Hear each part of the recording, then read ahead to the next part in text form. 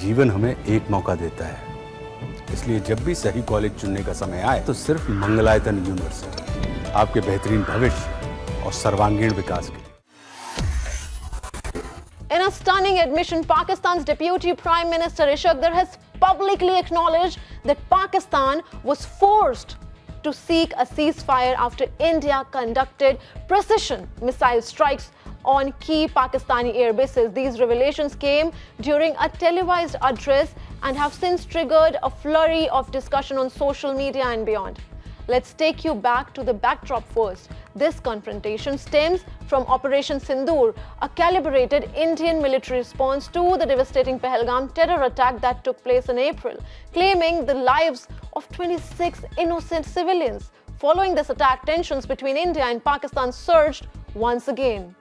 In a decisive action by Indian forces, in his televised address, Ishaq himself confirmed that India launched precision strikes at approximately 2:30 a.m.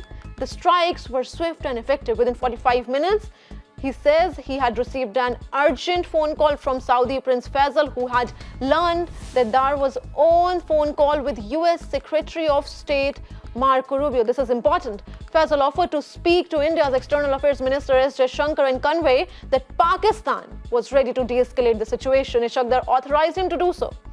That admission is historic for multiple reasons. First, Pakistan rarely acknowledges such operational setbacks so publicly, and this time Pakistan has done it. Secondly, this reveals that Pakistan had to resort to back-channel diplomacy through both Saudi Arabia and the United States, a sign of the seriousness of the strikes and their impact on Pakistan's defense establishment.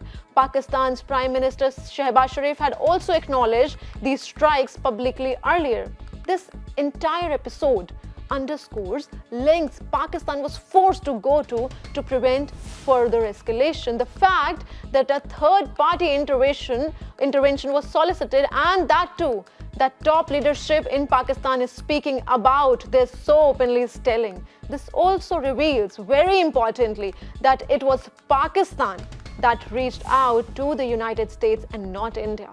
And so, this admission is more than just a headline. Pakistan's leadership itself agreeing to discuss these events publicly indicates that they recognize the weight of what occurred on May 10 and the impact that India's swift and surgical strikes had on their strategic thinking.